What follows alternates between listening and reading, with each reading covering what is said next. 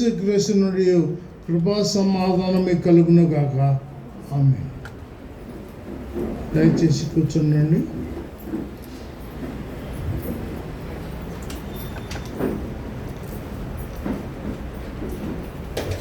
క్రీస్తునందు ప్రియమైన సంఘానికి ప్రభువైన యేసుక్రీస్తు నామమున శుభాలు. శక్ష్యగస్మ ఆదివారమున ఆయన సమకూర్చిన మనకి దేవుని యొక్క వాక్కులు మనము ధ్యానం చేస్తున్నప్పుడు మన జీవితాలకు అన్వయించుకుని జీవిస్తున్నామా లేదా అనేది పరిశీలన చేసుకోవాలని దేవుని యొక్క వాక్కులు తెలియజేస్తున్నాయి. ఈరోజు ప్రారంభ గీతంలో చివరి మాటల్లో మనం విన్నాం. కనుక మా పితరులు మాకు వాటి తెలియజేశారయా, కనుక నీవు మా మొరలు ఆలకిస్తున్నావా లేదా అనేది పరిశీలించుకో. అయితే మనకి చిన్నప్పటి నుంచి ప్రాక్టీస్లో వస్తుంటాం, కానీ మన పెద్దలు మనకు తెలియజేసిన రీతిగా ప్రాక్టీస్ చేస్తున్నాం, కానీ దేవుని మాటలు వింటున్నామా లేదా అనేది పరిశీలన చేసుకోవాలని దేవుని యొక్క వాక్కులు తెలియజేస్తాయి. బైబిల్లో ప్రారంభం నుంచి మనకేం చేస్తుందంటే దేవుని నోటి మాట ద్వారా సృష్టిని యావత్తు సృజించాడని, తన స్వహస్తాలతో ఆయన మానవుని సృజించిన సంఘటన ఆదికాండంలో మొదటి అధ్యాయంలో చూస్తాం. అయితే వాళ్ళు జీవాత్మను ఊదినప్పుడు వాడే జీవాత్మ అయినట్టు ఆత్మను ఊదినప్పుడు ఆయన మనరుడు జీవించినట్టు మనం చూస్తున్నాం. అయితే సృష్టి యావత్తు కూడా ఆయన మాట ద్వారా సృజించబడినప్పుడు ఆయన సృష్టిలో తన స్వహస్తాలతో చేసుకున్న మానవులమైన మనము ఆయన మాట వింటున్నామా లేదా అనేది పరిశీలన చేసుకోవాలని దేవుని యొక్క వాక్కులు తెలియజేస్తున్నాయి.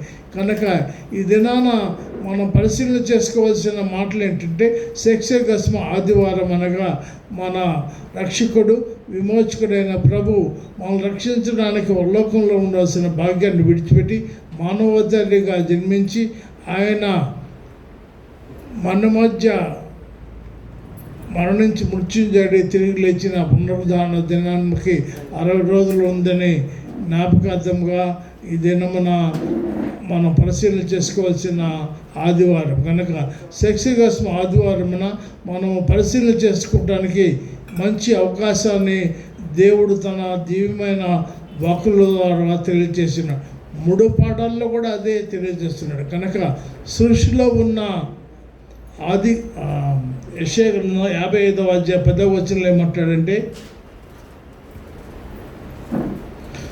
వర్షమును హిమమును ఆకాశము నుండి వచ్చి అక్కడికి ఎలాగో మరలక భూమిని తడిపి విత్తువానికి విత్తనమును భుజించువానికి ఆహారమును కలుగుటకు అది చిగుర్చి వదిలి చేయను, అలాగనే నా నోట నుండి వచ్చినము ఉండును. నిష్ఫలము నా ఎదుగు మరలక అది నాకు అనుకూలమైన దాన్ని నెరవేర్చును. నేను పంపిన కార్యము సఫలము చేయునని 10-11 వచనాలు చూస్తున్నాను. కనుక దేవుని యొక్క దివ్యమైన సంకల్పం ఏమిటో మనం సృష్టిలో ఉన్న వర్షము హిమము అంటే వర్షం ఎలా తగిన సమయంలోనే వస్తుంది.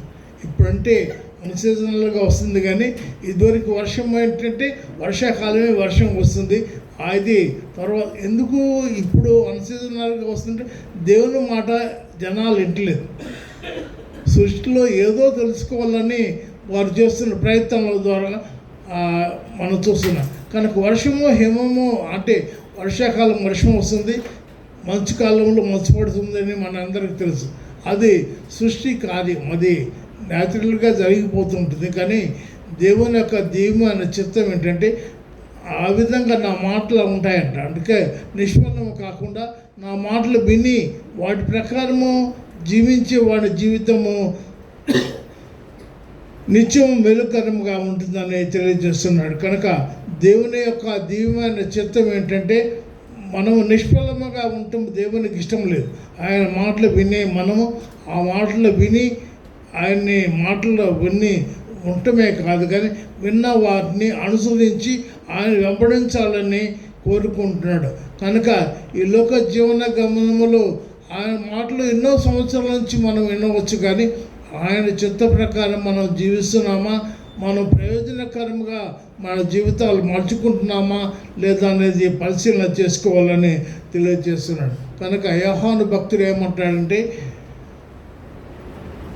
తనలో చెరలో నుండి బయటికి వచ్చిన తర్వాత మార్కు సువార్త 1వ అధ్యాయంలో 14-10 వచనాలు మనం చూస్తున్నాం. దేవుని యొక్క యోహాను చెరలో నుండి బయటికి వచ్చిన తర్వాత ఆయన చెప్పిన మాటలు మనం చూసినట్లయితే, దేవుని రాజ్యంలో ప్రవేశించడం అనేది చాలా యోహాను కాదు, అది మార్కు సువార్త 1వ అధ్యాయంలో మనం చూస్తున్నాం. 1వ అధ్యాయంలో 14-15 యోహాను చెరపట్టబడిన తర్వాత యేసు కాలము సంపూర్ణమైనది, దేవుని రాజ్యము సమీపించింది, మీరు మనసు పొంది సువార్త నమ్ముడని చెప్పిను. దేవుని సువార్త ప్రకటించచ్చు గల్లేకి వచ్చాడు. అంటే మన మనసు మారు మనసు పొందాలని తెలియజేస్తున్నారు. కనుక మన కాలము సంపూర్ణమైనదని ప్రభు ఎప్పుడో 2000 సంవత్సరాల క్రితమే చెబుతున్నాడు. కనుక దేవుని రాజ్యం సమీపించినదని తెలియజేస్తున్నా. ఇప్పుడు 2000 సంవత్సరాల క్రితం కాదు, కానీ మనకి ప్రభు రాజ్యం సమీపంగా ఉన్నది. కనుక మన జీవితాల్లో మనం మలుచుకున్నామా లేదా అనేది ఒకసారి మనం పరిశీలన చేసుకోవాలి. కనుక కాలము సంపూర్ణమైనప్పుడు దేవుని రాజ్యము సమీపించి ఉన్నది, మారు మనసు పొంది సువార్తని నమ్ముడి అని చెప్పుచు దేవుని సువార్త ప్రకటించు గల్లేకి వచ్చిన సంఘటన మనం చూస్తాం. అయితే మన జీవితాలను మలుచుకోకుండా దేవుని యొక్క రాజ్యానికి వారసులము కాకుండా ఎంతకాలం ఈ లోకంలో జీవించినా కానీ ఆ జీవిత యాత్ర దినాల్లో ప్రభువును వెంబడించకపోతే, ఆయన చిత్తానికి లోబడి జీవించకపోతే నిత్యము మనకి మేలుకరము కాదు అని తెలియజేస్తున్నారు. కనుక మన జీవితాలని మలుచుకోవాలి, దేవునికి ఇష్టమైన రీతిగా మలుచుకోవాలి. మనుషుల రీతిగా ఇష్టమైన రీతిగా మలుచుకోవడానికి ప్రయత్నం చేస్తాం, కానీ దేవునికి ఇష్టమైన రీతిగా మలుచుకున్నప్పుడు ఆయన నిత్యము మనకి తోడుగా ఉండి నడిపించేవాడని వాక్యము తెలియజేస్తుంది. కనుక మన జీవితాల్లో నిత్యము మేలుకరమైన మార్గము నడిపించి ప్రభు చిత్తానికి లోబడి మనం జీవించినట్లయితే ఈ లోకంలో ఎంతకాలం జీవించామనేది ముఖ్యం కాదు, కానీ ఈ లోకం తర్వాత శాశ్వతమైన రాజ్యానికి చేరాలంటే మనము ఈ లోకంలో జీవించి ఉండగానే మన జీవితాలను మలుచుకుని దేవునికి ఇష్టమైన శ్రేష్టమైన వారిగా జీవించాలని దేవుని యొక్క వాక్కులు తెలియజేస్తాయి. లూకాసు వార్తలో 12వ అధ్యాయంలో 31-32 వచనాల్లో మనం చూస్తే, మనం దేవుని రాజ్యానికి వారసులము కావాలని ప్రభు కోరుకుంటున్నాడు. కనుక ఎవరైనా చదవండి, 12వ అధ్యాయం లూకాసు వార్త 31-32 వచనాలు. మీరైతే ఆయన రాజ్యం వెతకడి, మీకు అనుగ్రహింపబడినది చిన్న, అంటే మీరు రెబెనకల్ లూథరన్ సంఘమే కాదు, కానీ చిన్న మందగా ఉన్న మీరు భయపడవద్దు అని తెలియజేస్తున్నాడు. ఏమో దేవునికి ఇష్టమైనదట. ఏంటి? ఆయన రాజ్యము మనకు అనుగ్రహించడానికి దేవునికి ఇష్టమైనది. అయితే ఆయనకి ఇష్టమైనది కనుక నీవు ఆయన రాజ్యానికి వాసుడు కావాలని నీ జీవితాన్ని మలుచుకొని ఆయనకి ఇష్టమైన రీతిగా జీవిస్తున్నావా లేదా అనేది పరిశీలన చేసుకోవాలని దేవుని యొక్క వాక్కులు తెలియజేస్తుంది. దేవుని రాజ్యము ప్రవక్తల ద్వారా ప్రభు తెలియజేసిన మాటలు మన జీవితాలకు అన్వయించుకొని మనం జీవిస్తున్నామా లేదా అనేది పరిశీలన చేసుకోవాలని దేవుని యొక్క వాక్కులు తెలియజేస్తుంది. కనుక దేవుని రాజ్యానికి వారసులము కావాలంటే దేవునికి ఇష్టమైన రీతిగా, ఆయనకి ఇష్టమే కానీ నీకు ఇష్టమైన రీతిగా నీవు ఉంటున్నావా, ఆయనకి ఇష్టమైన రీతిగా నీవు జీవిస్తున్నావా లేదా పరిశీలన చేసుకొని ముందు కొనసాగాలని దేవుని యొక్క వాక్కులు తెలియజేస్తున్నాయి. కనుక మనం బలహీనమైన మనల్ని బలవంతులుగా చేసేవాడు ఆయన.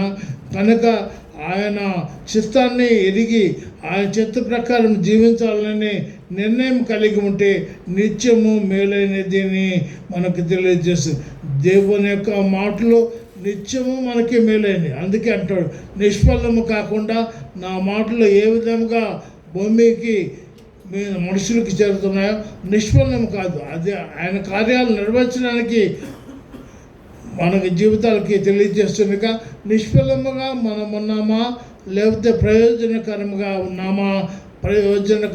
ఉన్నామా పరిశీలన చేసుకోవాలని దేవుని యొక్క వాక్కులు తెలియజేస్తున్నాయి. దేవుని యొక్క మాటలు బలమైనవి, దేవుని యొక్క మాటలో శక్తి కలిగినవి. ఆయన మాటలు వింటే మన జీవితాలకు ఎంతో మేలైనది. కనుక మేలైనది ఇప్పుడు మనం టెంపరీగా చూసుకుంటాం, కానీ మనకు మేలైనది దేవుని మాటలు చాలా ఆలస్యంగా జరుగుతాయి అంటాడు. కనుక అందుకే ఈరోజు విత్తమాని ఉపమానంలో తెలియజేస్తాడు. కనుక విత్తనము నాటుతాడు, ఆవుగింజ చిన్నదే, కానీ అది బిగినింగ్లో ఏ విషయమైన గొప్ప కార్యాలైనా కానీ బిగినింగ్లో చిన్నగా అనిపిస్తాయి, కానీ అది తర్వాత పెద్ద. మన టెబర్నికల్ లూథరన్ చర్చి కూడా చిన్న మొదట్లో చాలా తక్కువ మంది ఉన్నారు, తర్వాత వృద్ధి చెంది అది మనకి ఇది మన చర్చి గ్రోతే మనకు తెలుస్తుంది. ఆ విధంగా దేవుని యొక్క అవగింజ గురించి తెలియజేస్తూ అది విత్తనాలన్నింటిలో చిన్నదిగా అయినా కానీ అది మొలిచి ఎదిగి ఫలించి వృక్షముగా మారి మంచి ఫలితాలు ఇస్తాయంటాడు.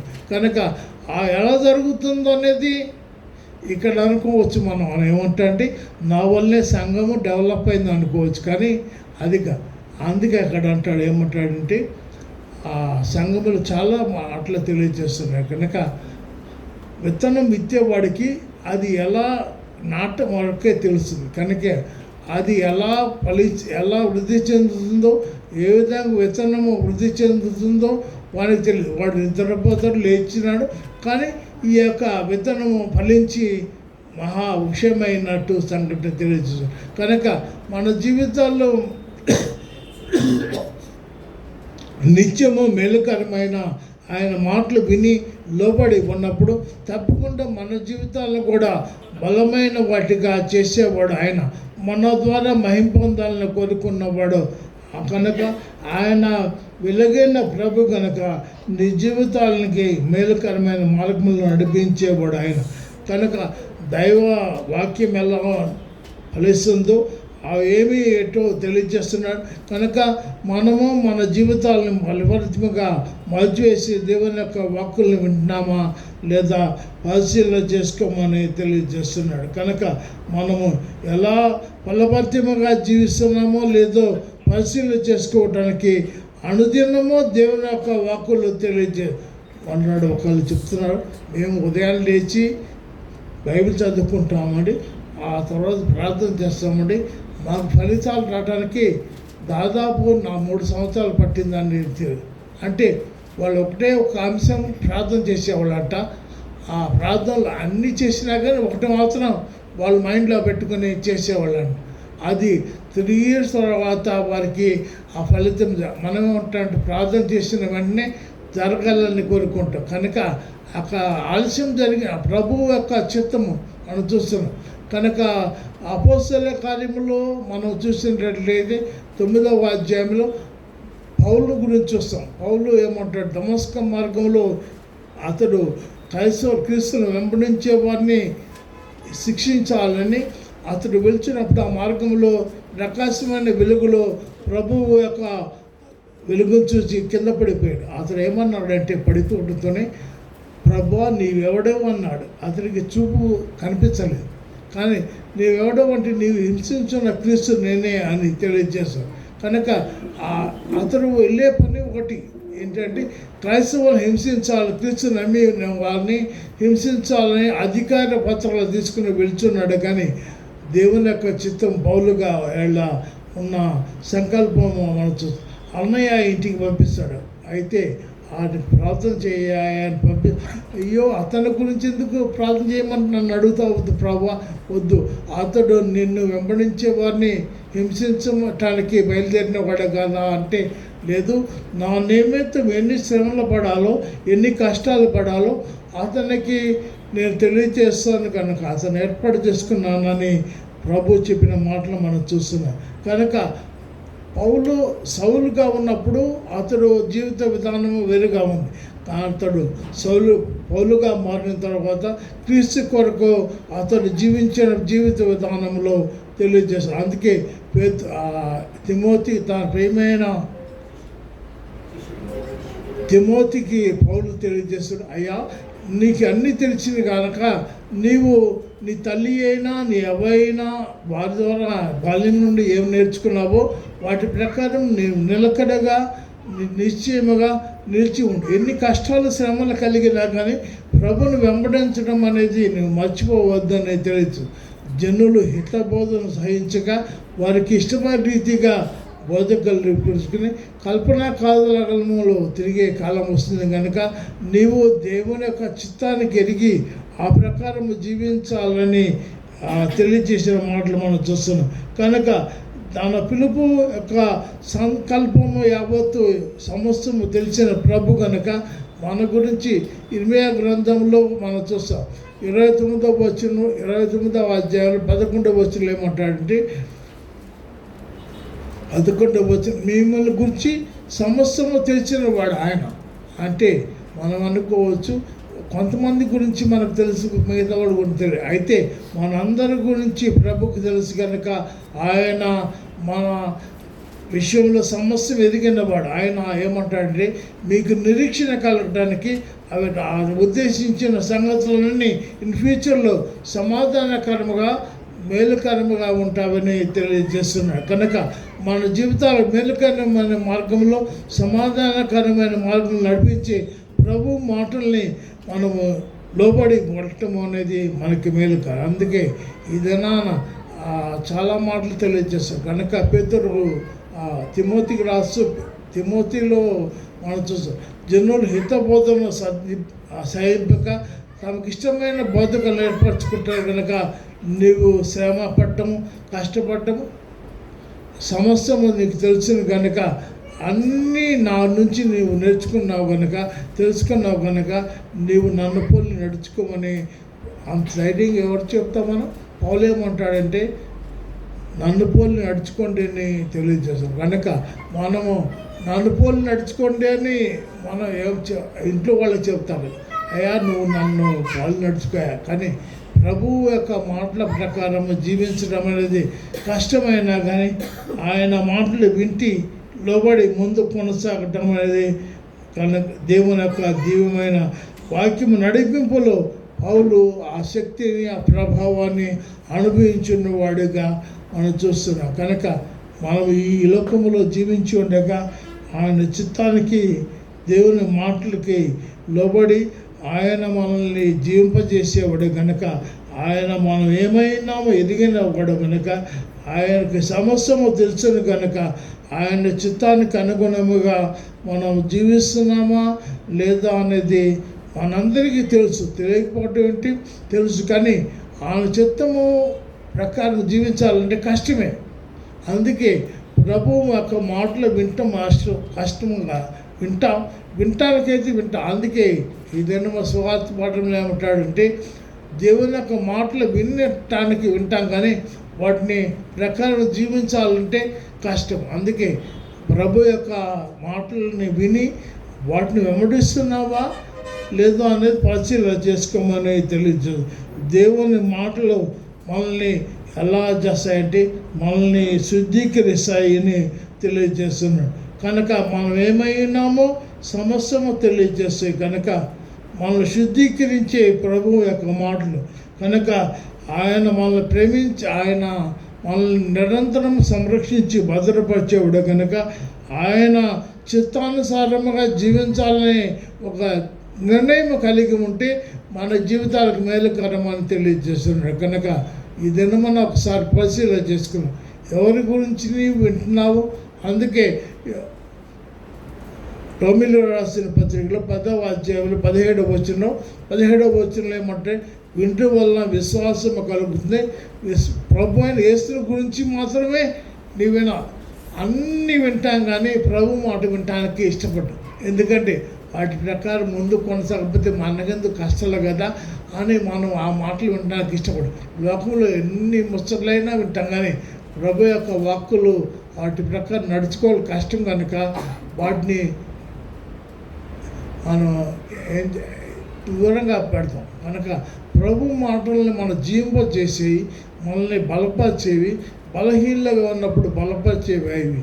అందుకే పౌలు అంటాడు 2 కొరింథీయులకు రాసిన పత్రికలో 12వ అధ్యాయంలో 7-9 వచనంలో ఏమంటాడంటే, నా కృప నీకు చాలు అంటాడు. ఎందుకంటే దేవుడు అన్న మాటలు తెలియజేస్తున్నాడు.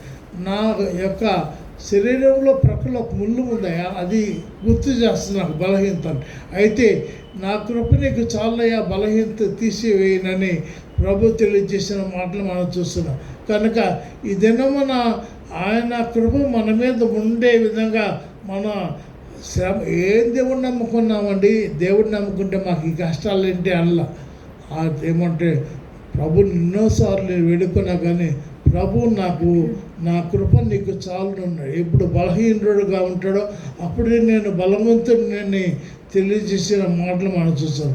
కనుక బలహీనమైన మనల్ని బలపరిచేవాడు ఆయన. కనుక ఆయన మాటలు విని లోబడి ముందుకు కొనసాగటం అనేది ఎంతో మేలు అంటాడు. కనుక రోమీయులు రాసిన పత్రిక 8వ అధ్యాయంలో 28వ వచనంలో ఏమంటాడంటే 28వ వచనంలో, దేవుడు తన ప్రేమించే వారికి తన సంకల్ప ప్రకారం పిలువబడిన వారికి సమస్తం మేలుకొండుటకు సమస్తము కూడి జరుగుతున్నవి అంటాడు. కనుక మన జీవితాలకు మేలుకరమైన మార్గములు నడిపించి ఆయన మనకి నిరంతరం తోడుగా ఉండేడు. కనుక విశ్వసించే నీవు ఆయన మీద ఆధారపడి ఉన్నప్పుడు ఆయన నిన్ను ప్రేమించే విధంగా ఆయన నిన్ను ప్రేమిస్తాడు. కానీ నువ్వు ఆయన ప్రేమించి ఆయన సంకల్ప ప్రకారం జీవించాలని ఆశ కలిగి ఉన్నావా లేదా పరిశీలన చేసుకోమని దేవుని యొక్క వాక్కులు తెలియజేస్తుంది. ఇదన్న మనం ఒకసారి పరిశీలన చేసుకుందాం. ప్రభు యొక్క చిత్తం ఏమిటో జాగ్రత్తగా పరిశీలన చేసుకుంటడం ద్వారా మన జీవితాలు నిత్యం మేలుకరంగా ఉంటాయే కాకుండా మనల్ని జీవింపజేసే ప్రభు మాటలు బలమైనవి కనుక బలవంతుడైన దేవుడు మన పక్షముగా ఉన్నాడు. కనుక మనం బలహీనపడవలసిన అవసరం లేదు. కనుక బలహీనల్ని బలపరిచే దేవుడు ఆయన మాటలు విశ్వాసం కలిగి ఆయన మాటలు విని వాటి ప్రకారం జీవించాలని ఆశ కలిగి ఉన్నప్పుడు ఎన్ని శ్రమలు కలిగినా ఎన్ని ఇబ్బందులు కలిగినా కానీ ఆయన్ని నడిపిస్తాడనే స్థిరమైన నిశ్చయం కలిగి ఉండాలి. కనుక దేవుని మాటలు వింటున్నా నీవు ఆయన చిత్త ప్రకారం జీవించాలని నిశ్చయిత కలిగి ఉన్నావా లేదా మేము అంటాడు చాలాసార్లు అనుకుంటాము. ఈ విధంగా నేను ఉండాలనుకున్నా కానీ మొన్నే ఎప్పుడైపోయింది జాన్వరి కదా ఫస్ట్ చాలా నిర్ణయాలు చేసుకున్నాం మేము. అబ్బో అసలుకి ఈ ఏంటయ్యి మన వాగ్దాన కార్డుల కోసం ఇక్కడైతే కొట్టుకోలేదు కానీ జనాలు ఎగబడతారు. అయితే వాగ్దానం ఏం వస్తుందో అని. కానీ ఇక్కడైతే మన దగ్గర చాలా ప్రజెంట్లు తీసుకున్నారు కానీ చాలామంది అయితే ఇట్టబట్టుకుంటారు. ఎందుకంటే దానిలో ఏది మంచిది వస్తే వాడికి మంచిది. తీసుకునే 100, 10, 50, 50 ఏదో మంచిగా వాక్యం ఉంటే అది నాకే అంటాడు, మిగతా నాకు కాదంటాడు. కానీ దేవుని యొక్క వాక్కులు బలమైనవి, అన్నీ మనల్ని జీవింపజేసి దేవుని యొక్క పరిశుద్ధ గ్రంథంలో ఉన్న వాక్కులన్నీ మంచివి. కానీ మన జీవింపచేసే ప్రభువు చిత్తానుసారంగా మనం జీవిస్తున్నామా లేదా అనేది పరిశీలన చేసుకోవాలని తెలియజేస్తుంది. కనుక ఈ దినమున ఒకసారి పరిశీలన చేసుకుందాం. మనం జీవింపచేసే ప్రభు మాటలను మనల్ని శుద్ధీకరిస్తాయి, మనల్ని బలపరచడమే కాకుండా మన యొక్క ఆధ్యాత్మికమైన జీవితాలు ఫలభరితముగా నడిపించేవి ఆ మాటలు. కనుక ఆ మాటలు మనం జీవింపచేస్తాయి, నిత్యము జీవింపజేస్తాయి. ఈ జీవింపజేటువంటి ఈ లోకంలో జీవించినంత కాలమే కాదు, ఈ లోకము తర్వాత ఉన్న శాశ్వతమైన రాజ్యంలో మన నిరంతరము జీవింపజేసే ప్రభు మాటలు. కనుక ఆ మాటలు ఏమో కనుక దేవుని మాటలు ఏంటంటే మనకు పాపం ఏమిటో గుర్తు చేస్తాయి. పాపిని మనల్ని కరుణించి ఆయన మన శుద్ధీకరించి తన రక్త ద్వారా మనల్ని శుద్ధీకరించి మన జీవితానికి మెలకరమైన మార్గములు నడిపించేవాడు ఆయన. కనుక ఆయన మాటలు విని లోబడి ఆయన చిత్తానుసారముగా జీవించాలని ఒక స్థిరమైన నిశ్చయిత కలిగి ఉంటే మనకి మేలే. కనుక మనం వాగ్దానం చేసిన వాడు నమ్మదగిన వాడు కనుక నిజమైన ద్రాక్షావళిని అంటాడు. కనుక నిజమైన ద్రాక్షావళి ప్రభు కనుక ఆయనలో అంటుకట్టబడే విధంగా మన జీవితాలు ఉండాలని ప్రభు కోరుకుంటున్నాడు. కనుక నువ్వెంతకాలము జీవించున్నామా అనేది కాదు, కానీ నువ్వు ప్రభుతో ఎంతకాలము ఆయన వెంబడిస్తూ ముందుకు కొనసాగుతున్నావా. నువ్వు చివరి వరకు మేమంటే మనలో దాకా నడుచుకున్నామంటే చివరిలో కొంచెం తప్పిపోయామంటే కొద్దాం. దేవుడు చివరిలోనే కోరుకోండి, చివరి వరకు అంతం వరకు ప్రభుని వెంబడించే స్థితి నీకుంటే నీకు నిత్యము మేలుకరమని ప్రభు యొక్క వార్తలు తెలియచ్చు. మేము చాలా కష్టపడ్డామండి, శ్రమపడ్డాం, కానీ చివరిలో మాకెందుకు పాలేసి వదిలేసామండి అనుకుంటానికి. ప్రభు దగ్గర శ్రమపడడంలో ఆనందాన్ని అనుభవించాలి. అందుకే అంటాడు ఏదైనా మన యెషయా గ్రంథంలో 55వ అధ్యాయంలో 55వ అధ్యాయం 12వ వచనం చూడండి.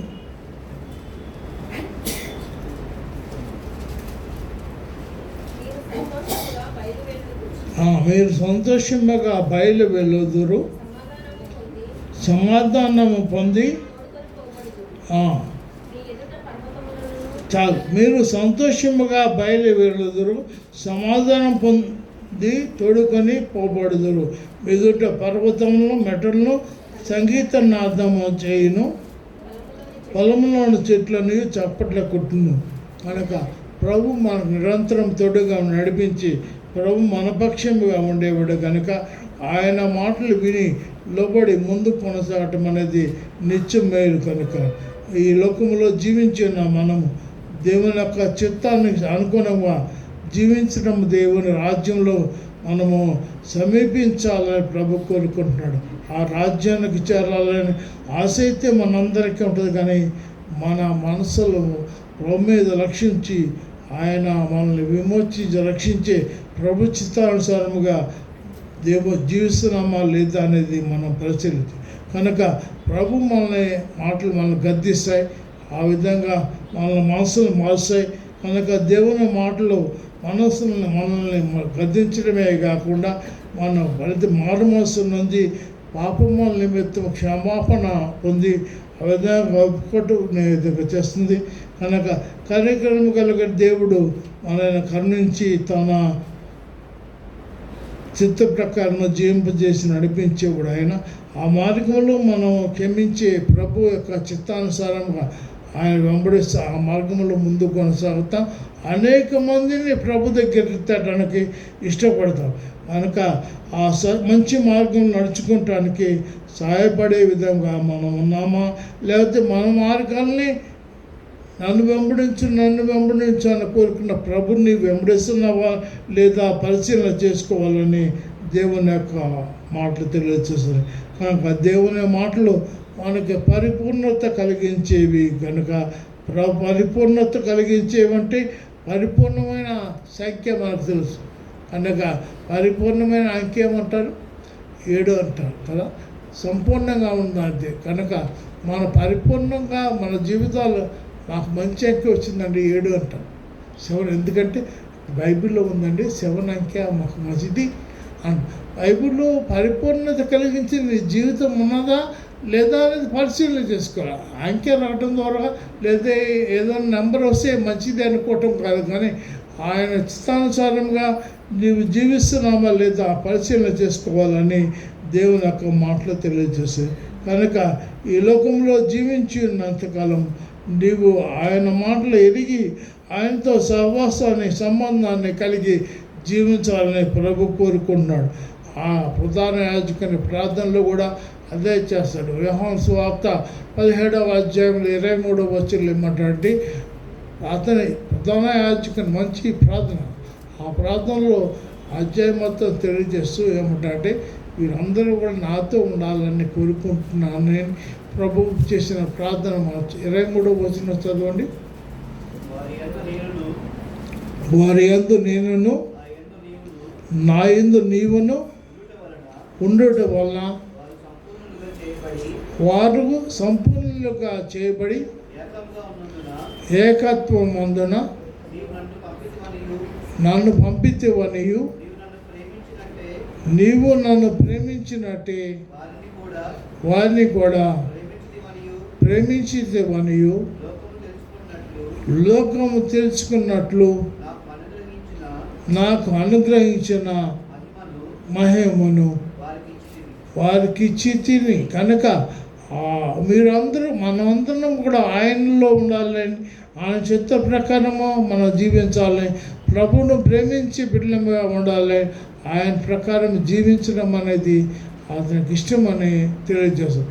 కనుక ఆయనకి ఇష్టమైనది కానీ మనకిష్టమైన రీతిగా ఆయన ఆయన యందు ఉండి నడుచుకుంటున్నామా లేదా అనే పరిశీలన చేసుకోమన్నాడు.